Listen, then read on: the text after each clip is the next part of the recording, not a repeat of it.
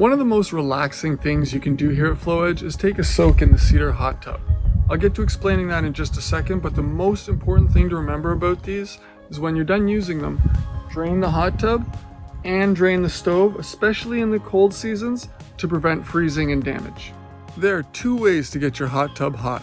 The easiest way is to just fill it with hot water directly.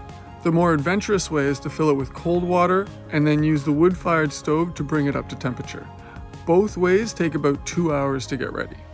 The first step in getting your hot tub ready for a soak is to lift the cover and screw the plug in place.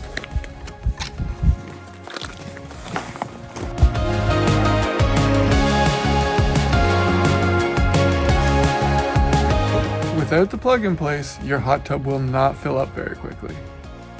Once you've got the plug in place, check the valve at the back of the stove to make sure it's also closed. The second step to getting the hot tub ready is to put the hose in place. I like to use the lid to hold the hose in place, make sure it stays in the hot tub. The next step is to get the water running to your hot tub. You'll find the taps on the side of the dome. Just connect the hose, and here you can choose whether you're filling it with cold or hot water. Once you're done filling the tub, remember to disconnect these, especially in the winter time. Water staying in this line can break it. Lift it up, pull it out. Lift it up, pull it out. If you're filling up the hot tub with hot water, you'll notice it doesn't flow too quickly. We've set that up so that if you wanted to take a shower afterwards, there's still hot water left in the dome for you. If you're using hot water, just wait for the tub to fill up and enjoy.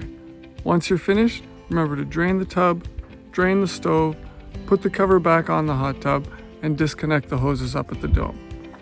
For your house coats, if you take a look around, you'll see hooks or branches tied to a tree that you can use to hang them.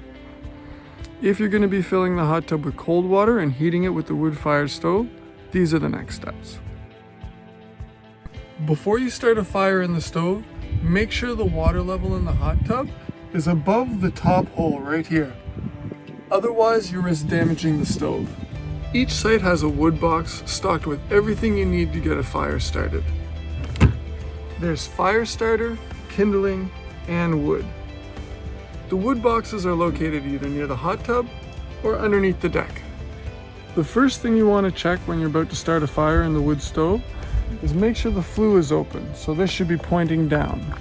To build a fire in the wood stove, you'll want to open the drawer to get a little better air circulation. And then you're going to start off with a bed of crumpled up paper.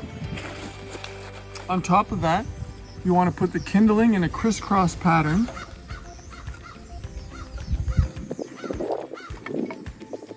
Then use the fire starter to get it all going. Don't put any big logs in until you notice that the kindling is on fire. And then only start with one big log. Once that log is on fire, then you can look at adding more. Otherwise, you could smother the fire with too many logs.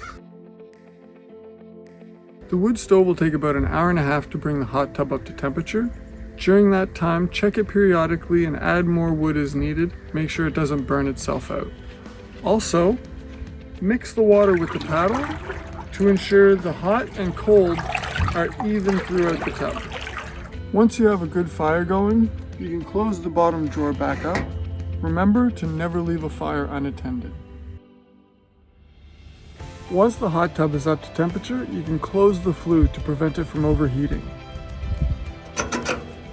Be careful not to grab the chimney, fire will make it hot. Only once the fire has died down can you drain the hot tub and the back of the stove to avoid damaging it. Once you're done using the hot tub, cover it up. Make sure the hoses are disconnected from the dome. Hope you have a great soak.